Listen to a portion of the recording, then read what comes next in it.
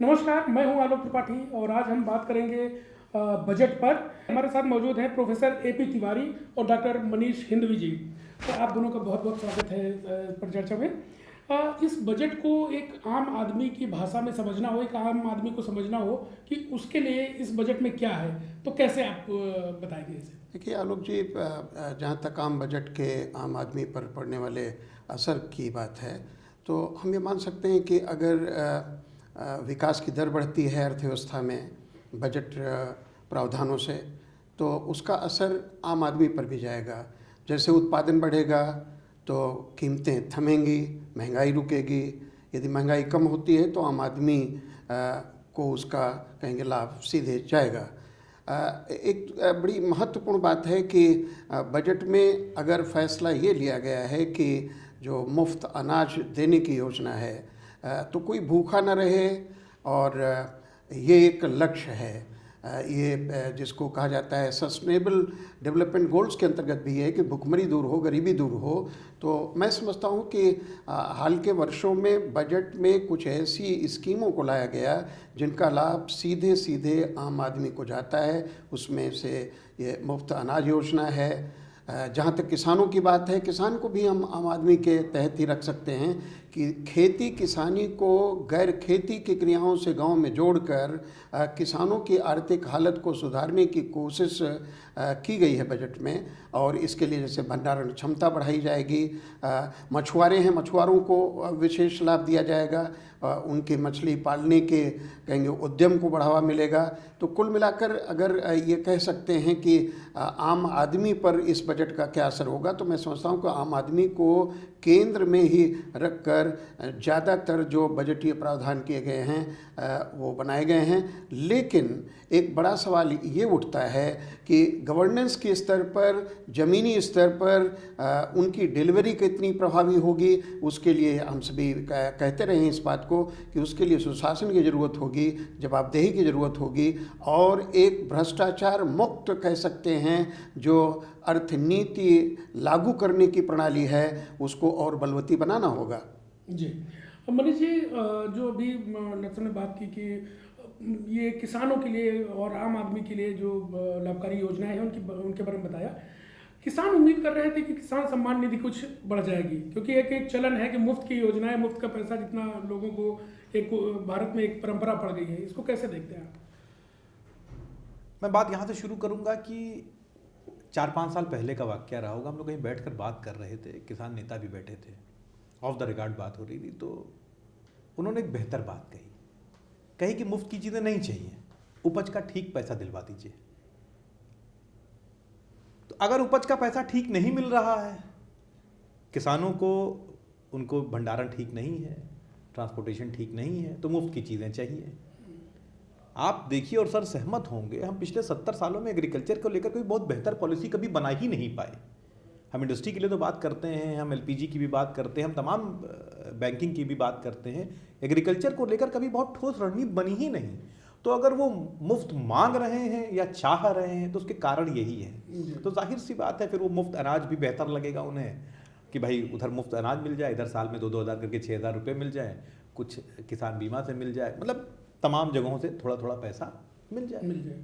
एक जैसे ही बजट की घोषणा हुई और टैक्स स्लैब की बात आई तो उस पर बड़ी चर्चा शुरू हुई। नौकरी पेशा लोग खासतौर पे इस पे और टैक्स पेयर्स जो है वो बड़ा टैक्स से उम्मीद रखते हैं बजट से कि उनको कुछ लाभ मिलेगा। कैसे देखते हैं इस बजट को आप? असल में 3 साल पहले एक नया टैक्स रजीम लाया गया कि पुराना अपनी जगह पर रहेगा और एक नया टैक्स रजीम जिसमें कोई छूट नहीं मिलेगी, क्योंकि भारत का जो पूरा टैक्स स्ट्रक्चर है वो छूट आधारित है कि आपको जीपे पे छूट मिलेगी, पीपीएफ पे मिलेगी, आपको मेडिकल इंश्योरेंस पे मिलेगी, आपको घर बनवाएंगे तो उसका जो इंटरेस्ट होगा उस पर छूट मिलेगी, मतलब तमाम चीज़ों पर लगातार हम उस छूट आधारित टैक्स रजीम था हमारा। सरकार ने कहा नहीं साहब ये नई रजीम होगी, इसके स्लैब हम थोड़े लीनियंट करेंगे, बेहतर करेंगे, छूट कोई नहीं देंगे। हुआ या कि लगभग लोग नहीं गए उसमें, तो सरकार ने पुराने टैक्स रजीम को एज इट इज़ रखा रहने दिया है, नए टैक्स रजीम को और बेहतर किया है, ये सोचकर कि लोगों को उधर उस तरफ वो मोटिवेट कर रही है कि वो नए टैक्स रजीम में जाएं। तो ये जो बदला है वो नया टैक्स रजीम बदला है, पुराने वाले में कोई फेरबदल नहीं किया गया है। आपको लगता है कि जो पुराना टैक्स रिजीम था वो ज़्यादा बेहतर है या नया? आप एक अगर जो हमारे दर्शक हैं उनके लिए बताना चाहें कि वो किस तरह से इसको देखें। आलोक जी, धारणा जब कर सुधार किए गए हिंदुस्तान में, चलिया कमेटी ने जो सुझाया था उसके आधार पर लगातार दरों को कम किया गया, और जब दर कम की जाएगी तो स्वाभाविक तौर पर उस पर राजस्व की हानि होती है सरकार को, उसका कर राजस्व घटता है तात्कालिक तौर पर। लेकिन धारणा ये थी कि टैक्स बेस बढ़ेगा, कर का आधार बढ़ेगा, करदाताओं की संख्या बढ़ेगी और एक अधिक पारदर्शी व्यवस्था के अंतर्गत, हाँ, मुझे याद है कि डॉक्टर चलैया ने कहा था कि छापा उनके यहाँ भी पड़े जो छापा डालते हैं। अभिप्राय ये था कि कर की दरें घटें और कर का आधार बढ़े, लेकिन शर्त ये होगी कि कर प्रशासन में सुधार किया जाए, उसमें पारदर्शिता हो। तो कुल मिलाकर हम ये कह सकते हैं, निष्कर्ष ये हैं, इस बात के साक्ष्य हैं कि लगातार कर की दरों के घटाने के परिणाम स्वरूप सरकार का कर राजस्व बढ़ा है, कर की लोच बढ़ी है, कर की बोयंसी या उत्प्लवता बढ़ी है। लेकिन जो बड़े पैमाने पर, जैसा मनीष जी ने कहा, जो टैक्स एग्जम्पशंस दिए जाते थे वो जारी रखे गए। तो यदि टैक्स एग्जम्पशंस भी दिए जाएं और कर की दरें घटाई जाएं तो इससे एक तरह से रेवेन्यू लॉस होता है, राजस्व की हानि होती है सरकार को। तो धारणा ये थी कि नई कर रिजीम जो होगी अब वो बेहतर होगी। तो मेरा मानना है आर्थिक दृष्टि से, राजकोषीय सिद्धांतों के अनुरूप ये सही है कि नई कर रिजाइम को लागू किया जाए, क्योंकि उसमें लगातार छूटों को कहा गया कि क्रमिक रूप में समाप्त किया जाए, फेज आउट किया जाए। तो फेज आउट इसलिए किया जाए कि उससे अर्थव्यवस्था में कई तरह की ऐंठनें पड़ती हैं, उत्पादन से संबंधित, उपभोग से संबंधित, और एक जिसको कहा जाता है कि यूनिफाइड टैक्स सिस्टम, जहाँ तक इनडायरेक्ट टैक्सेस का सवाल है उसके लिए जीएसटी लागू किया गया, और डायरेक्ट टैक्सेस की तरफ जैसे उसमें से आयकर एक है, आयकर है, निगम कर है, इनकी दरों को भी लगातार घटाया गया है। तो मैं समझता हूँ करदाताओं को राहत होगी, लेकिन शर्त वही है कि करदाता ईमानदार हो, वो पारदर्शी तरीके से सरकार को कर का भुगतान करे, तभी तो सरकार का कर राजस्व बढ़ेगा। अन्यथा तो सरकार को दोहरा नुकसान हो जाएगा। लगभग मोटे तौर पे मैं सोचता हूँ कि जो कर में रियायतें दी गई हैं उससे सरकार को 40 से 45 हज़ार करोड़ रुपए का नुकसान होगा। लेकिन धारणा ये है कि जब करदाता को राहत मिलेगी तो खपत बढ़ेगी, उसके हाथ में क्रय शक्ति होगी, वो खरीदारी उसकी बढ़ेगी, खरीदारी बढ़ेगी तो जिसको हम लोग कहते हैं कि जीडीपी बढ़ेगी, ग्रोथ रेट बढ़ेगी। बढ़ी हुई ग्रोथ रेट पर टैक्स बेस बढ़ेगा और बढ़ा हुआ टैक्स बेस कह सकते हैं सरकार के लिए भी लाभकारी होगा, सरकार का कर राजस्व उससे बढ़ेगा। लेकिन कुछ इसमें टाइम लैग लग सकता है जी। लेकिन मैं सर की बात को आपकी अनुमति से बढ़ाना चाहूँगा। एक्चुअली क्या, हर चीज़ के पीछे तर्क थे। अगर हाउसिंग के लोन पर इंटरेस्ट पर फ़ायदा दिया जा रहा था तो हाउसिंग इंडस्ट्री बढ़ रही थी, ठीक है ना, और लोगों को फ़ायदा भी हो रहा था, वो लोगों को मोटिवेट भी कर रहा था। जैसे मान लीजिए कि अगर मैंने एक लगभग 40 लाख रुपए का लोन लेकर एक घर बनवा लिया तो 40 लाख का एक मोटा 8% के साथ 3,20,000 इंटरेस्ट हुआ और 2 लाख का मुझे सीधा फायदा मिल गया। तो मैंने इफेक्टिव इंटरेस्ट कितना दिया, 1,20,000, और प्लस अगर मैं 30% की रेंज में था तो लगभग 60,000 रुपये का फायदा भी हो गया मुझे टैक्स में। और घर भी बनाया, तो घर बनाया तो एक कंस्ट्रक्शन एक्टिविटी को प्रमोट भी किया। पीपीएफ का पैसा सरकार इस्तेमाल करती ही है, उसमें कहीं कोई दो मत नहीं है। सेविंग्स प्रमोट हो रही थी, स्मॉल सेविंग्स प्रमोट हो रही थी। सरकार जो नई टैक्स रजीम लाना चाहती है, मैं इसमें सर को भी शामिल करना चाहूँगा। सर, सरकार को थोड़ा दिल बड़ा करना पड़ेगा। ये जो करती है ना 5 लाख से 7 लाख, जैसे उम्मीद जैसे हम लोगों की थी कि अगर नए टैक्स रजीम में इसको सीधे 10 लाख किया जाए और इसको थोड़ा साफ और किया जाए, 5 से 10 लाख, 10 से 15 लाख, 10 से 15 से 25 लाख, मतलब बढ़ाया जाए। क्योंकि आप जानते हैं सर कि क्रमशः जैसे जैसे वो बढ़ रहा है, इकोनॉमी का लेवल बढ़ रहा है, तो आय लोगों की बढ़ी, तो जो लोग टैक्स देने वाले हैं सर, एक मेजॉरिटी लोग तो वही स्टेगनेटेड हैं, उसको एक अलग मसला है। लेकिन जो लोग टैक्स दे रहे हैं, जैसे हम जैसे लोग जो टैक्स दे रहे हैं, हमारी आय बढ़ी। तो हमारी आय बढ़ने के साथ स्लैब में चेंज नहीं हुआ, तो हमारे पास टैक्स का एक बहुत बड़ा भार हमारे ऊपर है, हमारे ऊपर या हमारे जैसे तमाम लोग जो हैं उनके ऊपर भार है।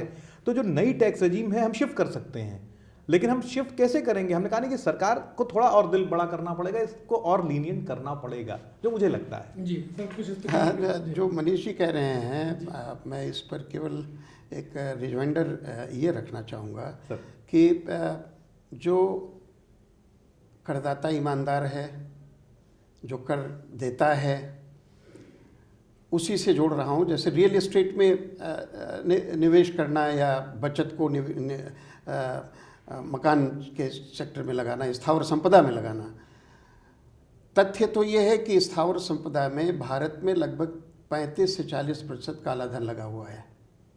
एग्जामिशंस को समाप्त करने की बात क्यों की गई? जो ईमानदार करदाता हैं वो उनको टारगेट नहीं किया गया। टारगेट उनको किया गया कि जो बड़ी रकम काले धन की रियल एस्टेट में लगाए हुए हैं उनको, वो डिफाल्टर नहीं है, उनकी किस्त जाती है। किस्त किसकी नहीं जाती?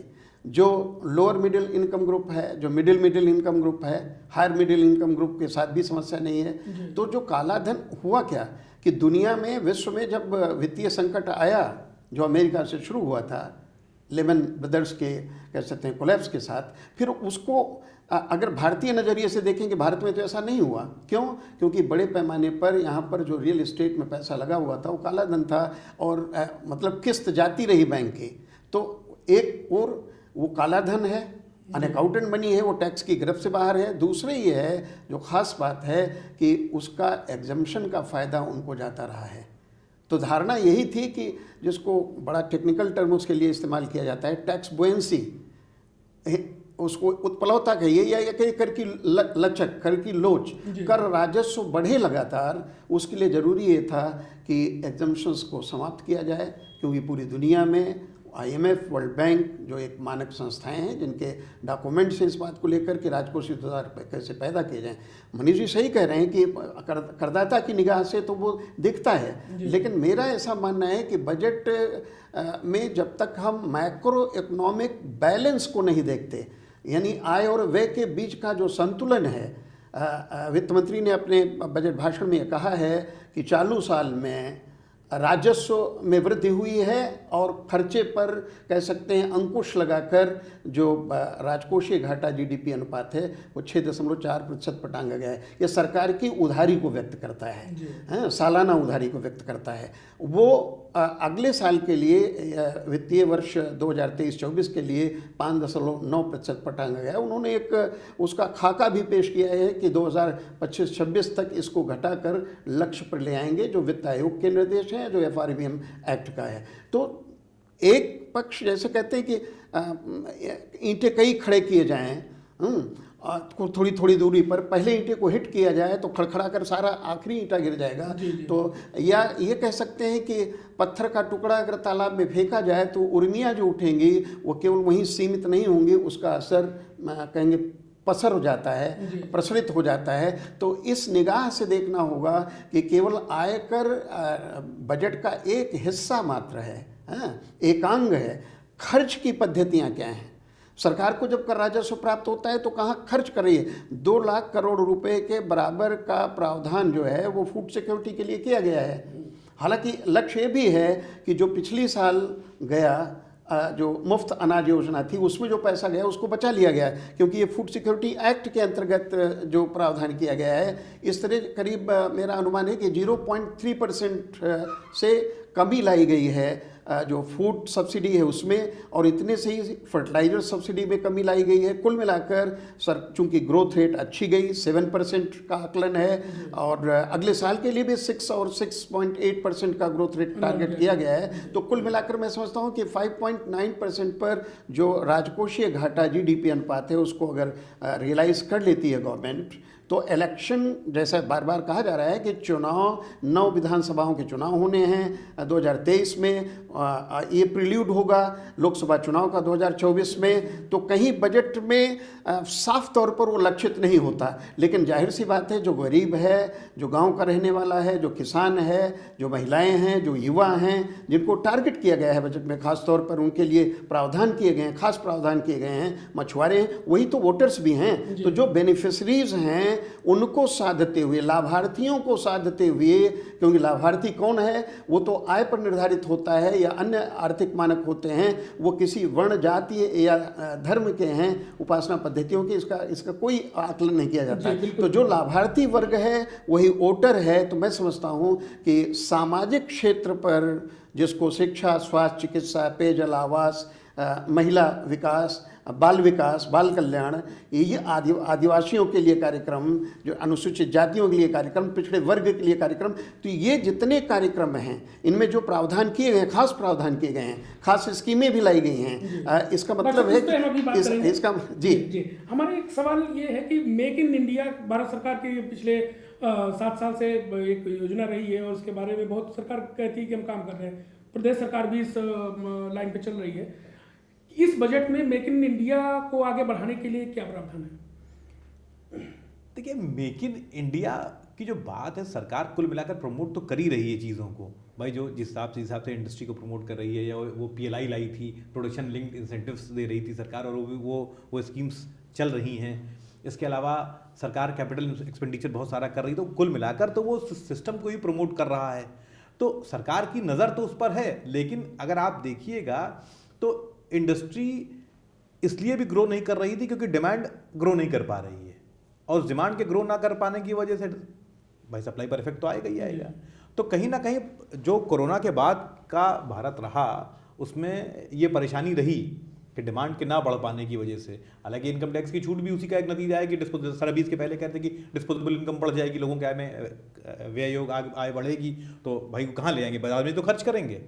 तो सरकार इस कोशिश में तो है, लेकिन इंडस्ट्री अभी भी कुल मिलाकर एक स्टैग्नेशन की पोजीशन में है। देखते क्या फर्क आता है इससे। जी सर, अभी इस बजट में देखिए शिक्षा एक बहुत बड़ा विषय है, और जिस तरह से शिक्षा का, खास तौर पे सरकारी शिक्षा का जो हाल है, उसमें कोई बहुत चेंजेस नहीं दिखाई दे रहे हैं। इस बजट में शिक्षा के लिए क्या है कुछ प्रावधान, उससे कुछ फायदा होगा? देखिए, शिक्षा को केंद्र सरकार की जो स्कीमें हैं, जैसे कौशल विकास है, एक नई स्कीम लाई गई है कि जो काम करने वाले लोग हैं, जो काम कर रहे हैं, उनको प्रशिक्षित किया जाएगा, यानी जॉब भी कर रहे हैं, ऑन द जॉब ट्रेनिंग जिसको कहा जाता है। इसका परिणाम क्या होगा कि इसका एक परिणाम तो ये होगा कि पूरी अर्थव्यवस्था की आर्थिक कुशलता बढ़ेगी, उत्पादकता बढ़ेगी, यानी कम लागत पर बेहतर उत्पादन, कहते हैं ज़्यादा उत्पादन।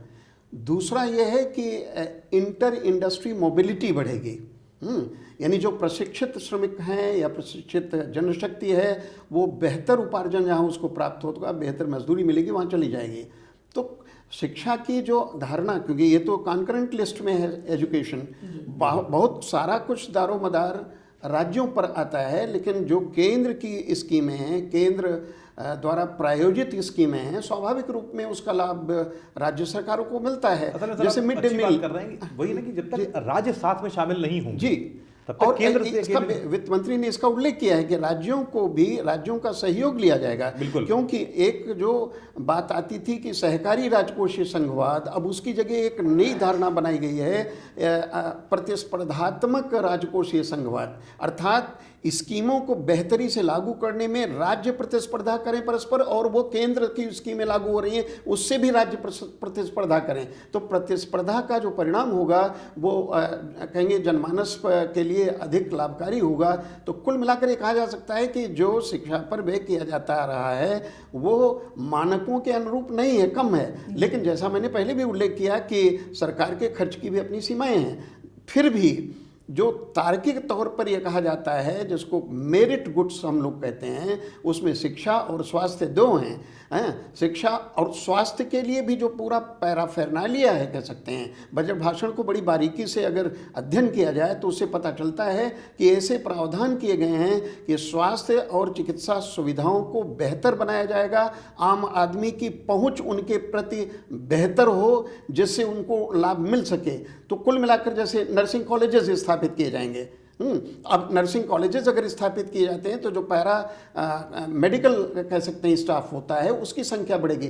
कुल मिलाकर अर्थव्यवस्था की क्षमता को बढ़ाने का काम किया जा रहा है। मैं समझता हूँ शिक्षा को भी उसी नज़रिए से देखा जाता है। हालांकि वो जो बजटरी कंस्ट्रेंट होती हैं, जो बजट बंदिश है सरकार की, वो ये है कि खर्च भी करे सरकार अपनी आमदनी को देखते हुए, मद्देनजर रखते हुए, और राजकोषीय संतुलन बनाए रखे, क्योंकि अगर राजकोषीय फिसलन पैदा होती है, जिसको हम लोग फिजिकल स्लिपेज कहते हैं, अर्थात जितना खर्च रखा गया उससे ज़्यादा खर्च हो गया, बजट में, और जितनी आमदनी आती गई उससे कम आमदनी हुई तो घाटा बढ़ेगा। बढ़ा हुआ घाटा कह सकते हैं उधारी को बढ़ाएगा, और उधारी जो पूरे देश की है इस समय, इसको समाकलित कह सकते हैं, कंसोलिडेटेड केंद्र और राज्य सरकारों को मिलाकर स्थानीय निकायों को, वो लगभग 90% जीडीपी का है। सबसे बड़ी चुनौती ये होगी सरकार के सामने कि किस प्रकार कर्ज के मर्ज का इलाज किया जाए। जी मनीष जी, रेल बजट अब खत्म हो गया है, इसी में सरकार ने मर्ज कर दिया है,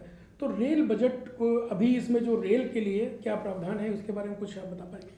लेकिन सरकार रेल पर बहुत काम करना चाह रही है। हालांकि इस बार तो काफ़ी बजट बढ़ा के दिया, क्योंकि कोरोना का जो साल था वो रेल के लिए बड़ा मंदी का साल था, उसमें बजट एलोकेशन भी कम हो गया था, ट्रेनें चल भी नहीं रही थी। वापस फिर रेल को पटरी पर लाने की कोशिश सरकार कर रही है। लगभग 4 गुना कर दिया है, इस बार 2,40,000 करोड़ के आसपास का किया है। पिछली बार एक बात इसमें और जोड़ना चाहेंगे, जो बजट था उसका बहुत पैसा तमाम जगहों पे खर्च ही नहीं कर पाए। रेल बजट के लिए जो पैसा आया था, वंदे भारत ट्रेनें सरकार ला रही है, तो कुछ करना भी चाहती है, लेकिन ये पैसा क्यों नहीं खर्च कर पा रहे हैं? और जो इनकी नई सोच है रेल को आगे ले जाने के लिए, क्यों नहीं हो पा रहा? सर ने अपनी बात शुरुआत में अपनी बात कह दी थी कि ईमानदारी से काम किया जाए। ये जो भ्रष्ट तंत्र है हमारा, ये भी बहुत सारी चीज़ों को रोक लेता है। सरकार के पास तो स्कीमें बहुत है। सरकार तो कहती है रेल की जो खाली ज़मीन है उनको कमर्शियल डेवलप कर दिया जाए, ठीक है ना। तो सरकार तो बहुत सारी स्कीमें लेकर आ रही है। मुझे लगता है कि एक रेलवे के अधिकारी से बात हो रही थी, तो कह रहे थे उनका अपना जो मतलब विचार था कि डिसीजन भी मेकिंग भी तेज़ हो गई है, मतलब टेबल पर फाइलें तेज़ मूव कर रही हैं। लेकिन जो आप कह रहे हैं कि वो ग्राउंड पर क्यों नहीं दिख रहा है, पैसा खर्च क्यों नहीं हो पा रहा है, तो कहीं ना कोई लैग हमारे नीचे के सिस्टम में है। वो सड़ गया है, वो बदलने को तैयार नहीं है। अफसरशाही वैसी ही है, रेलवे में तो और अफसरशाही है। कई बीघों के मकान में रहते हुए अधिकारी जो अपनी चाल से चलते हैं। पता चलता है ये स्कीम होनी है, इस पे 2 अधिकारियों का ईगो क्लैश हो गया तो स्कीम बंद हो गई। रेलवे में तो इस तरह के भी एग्जाम्पल्स हैं। तो सरकार तो अपनी तरफ से चाह रही है। मैं आरएलडीए की जो तमाम ज़मीनें मतलब रेलवे की खाली पड़ी थी, जिनका कोई उपयोग नहीं था, सरकार ने आरएलडीए बनाकर उसको बेच भी दिया कि वहाँ पर कमर्शियल कॉम्प्लेक्सेस डेवलप हो जाए। भाई सवाल इस बात का ज़मीन यहाँ रहे या यहाँ चली जाए, उसका यूज़ होना चाहिए। और अगर उस पर कमर्शियल कॉम्प्लेक्स बनेगा तो कुछ एक्टिविटी होगी, कुछ इकोनॉमिक एक्टिविटी होगी, उससे पैसा जनरेट होगा, सरकार को कर भी जाएगा, प्लस वहाँ से जो पैसा है उसका इस्तेमाल भी हो जाएगा। लेकिन इसके लिए सिस्टम में कहीं ना कहीं दोष तो है ही है। सरकार तो चाह ही रही है, सरकार ने बजट अलॉट कर दिया, 2,40,000 करोड़ तमाम स्कीमों पर दे दिया, लेकिन नीचे तक वो पैसा, हमको वहाँ पर सरकार को एक रिस्पॉन्सिबिलिटी तय करनी पड़ेगी कि साहब ये काम होना है तो होना है। मुझे लगता है कि सर ने अपनी शुरुआती मतलब बात ही सर ने यहीं से करी थी कि हम इसी एक मर्ज से तो जूझ रहे हैं, पर सरकार तो चाह ही रही है उस लेवल पर। रेल आधुनिकीकरण का एक सपना जो है वो अभी सपना ही है, बिल्कुल सपना है। घंटों लेट होती ट्रेन है हमारे क्या, 2022 में हम बैठे हैं और आज भी हम लोग घंटों लेट होती हुई ट्रेनों को देखते हैं। तमाम बदलाव हो गए, मौके पे तमाम ट्रेनें निरस्त हो जाती हैं। अब वो समय आ गया कि जब आपको ये पता होता कि लाइन पर ट्रेन कहाँ चल रही है, कितना जाएगी, क्या हम उस दौर में घंटों, जापान में आज से सालों पहले हम लोग सुना करते थे कि 1-2 मिनट की लेट होने पर 5 मिनट पर पैसा वापस हो जाता है। हम क्यों नहीं अचीव कर पा रहे उसको? पैसा तो उतना ही लगा है, इंफ्रास्ट्रक्चर भी उतना ही लगा है, उससे कोई कम तो हमारे क्या है नहीं चीज़ें। लेकिन कहीं ना कहीं बदलाव की ज़रूरत है और मुझे लगता है रिस्पॉन्सिबिलिटीज़ को तय करना पड़ेगा। ये खाली बजट से काम नहीं होगा, सरकारों को तय करना पड़ेगा, रिस्पॉन्सिबिलिटीज़ को तय करना पड़ेगा, और जो लाल फीते चाहिए ना, इस पर प्रहार करना पड़ेगा।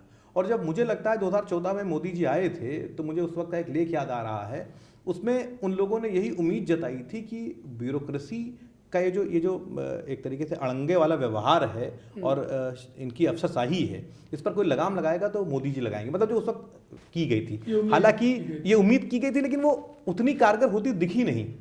मुझे लगता है या तो वो भी हार मानकर बैठ गए इन लोगों से, और या कोई अंदर के कारण जो हम लोग जानते, लेकिन उस उम्मीद पर हम लोग खड़े नहीं उतरे।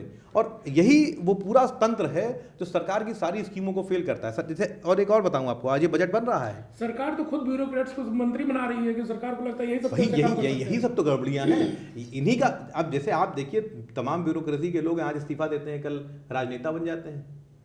तो अब मतलब मैं एक जगह कहीं पढ़ रहा था कि वो एक घालमेल सा हो गया है, जो नेता है वही अधिकारी है, जो अधिकारी है वो ठेकेदार है, जो ठेकेदार है वो क्रिमिनल है। मतलब वो एक घालमेल सा नहीं होगा, जो हम लोगों का एक तंत्र बन गया है, उसमें किसी की कोई भूमिका तय ही नहीं है, और जो कुछ चंद लोग हैं वही काबिज होकर सिस्टम पर बैठे हुए हैं। इसीलिए सिस्टम में जो बदलाव आप देखने की उम्मीद करते हैं ना, वो नहीं आ पा रहा है। आप हर बार देखेंगे कि सरकार कुछ नए प्लान्स के साथ आती है, फिर क्रमशः धीरे धीरे धीरे धीरे धीरे, जैसे वो सोडे वाली बोतल से थोड़ा देर छोड़ दीजिए तो सोडा खत्म हो जाता है, वो जो बुलबुले होते हैं खत्म हो जाते हैं, वही होता है जी सर। हम एक इसको चर्चा को खत्म करेंगे, बस पूरे बजट को एक संक्षेप में आप बताइए किस तरह से आप देखना चाहते हैं, मतलब देखते हैं इस बजट को। देखिए, अगर सूक्ष्म रूप में एक प्रतिवाद मेरी तरफ से बजट पर हो, बजट प्रावधानों पर और उनके स्वाभाविक परिणामों पर, तो यह बजट ग्रोथ को आगे बढ़ाने वाला है और उसका जो केंद्र बिंदु है कुल मिलाकर वो इंफ्रास्ट्रक्चर है। मनीष जी ने भी कहा कि जो कैपिटल एक्सपेंडिचर है, जो पूंजी खाते का खर्च होता है, वो भौतिक परिसंपत्तियों का सृजन करता है और भौतिक परिसंपत्तियों के सृजन पर जो आउटले में वृद्धि की गई है वो इतनी ज़्यादा है, कह सकते हैं 3 गुने से भी ज़्यादा है, लगभग 3.3% जीडीपी का कैपिटल एक्सपेंडिचर 10 लाख करोड़ के आसपास। और ये पिछले मैं समझता हूँ कि पिछले 4 सालों में ख़ास तौर पे देखा गया है कि एक तरह से इंफ्रास्ट्रक्चर लेड ग्रोथ हो रही है। हाँ, अवस्थापना नीति विकास की रणनीति को लागू करने का परिणाम है कि उससे रोजगार भी बढ़ता है, ग्रोथ भी बढ़ती है। एक तो ये विशेषता है, लेकिन जैसा मैंने पहले भी आग्रह किया कि उसकी जो रिगरस कसौटी है वो तो ये है कि क्या बजट में संतुलन बरकरार है या नहीं। बजटीय संतुलन को, वित्तीय संतुलन को बनाए रखने में कह सकते हैं वित्त मंत्री सफल हैं, और यदि जैसा उन्होंने खाका खींचा है कि 2025-26 तक राजकोषीय घाटा जीडीपी अनुपात को लक्ष्य के अनुरूप कर लिया जाएगा, तो मैं समझता हूँ ये बजट की सबसे बड़ी सफलता की कड़ी है। जी मनीष जी, यही सवाल आपसे है कि आप इस समग्रता में इस बजट को अभी कुछ दिन पहले निर्मला सीतारामन जी कह रही थी, क्योंकि सरकार अपने हिस्से पर जो गवर्नमेंट एक्सपेंडिचर है, चाहे कैपिटल के रूप में हो, वो बढ़ा रही है, लेकिन हमें सफलता तब मिलेगी जब प्राइवेट एक्सपेंडिचर बढ़ेगा, प्राइवेट की तरफ से डिमांड्स बढ़ेंगी। तो सर कह रहे हैं तो फिर वो समस्या फिस्कल डेफिसिट वाली भी खत्म हो जाएगी। सरकार का काम फैसिलिटेट करने का वो करती रहे, प्राइवेट इन्वेस्टमेंट्स बढ़ें। निर्मला सीतारमन जी ने कहा इस बात को कि प्राइवेट इन्वेस्टमेंट्स नहीं बढ़ रहे हैं। प्राइवेट इन्वेस्टमेंट्स क्यों नहीं बढ़ रहे हैं? क्योंकि प्राइवेट इंडस्ट्रीज का कहना है कि साहब डिमांड जनरेट नहीं हो पा रही है। अगर नहीं हो पा रही तो जितना हमने यूनिट्स लगा रखी हैं वही फुल कैपेसिटी पर काम नहीं कर रही, तो हम नए निवेश क्यों करें? इस समस्या का हल ढूंढने की ज़रूरत है। तब जो फिस्कल डेफिसिट हम कम करना चाह रहे हैं अपने, क्योंकि सरकार को इतना पैसा खर्च करने की तमाम जगहों पर जरूरत नहीं रह जाएगी। अगर हम प्राइवेट इंडस्ट्री को डेवलप कर ले जाएंगे, प्राइवेट इन्वेस्टमेंट्स को डेवलप कर ले जाएंगे, तो सरकार के ऊपर एक भार कम हो जाएगा।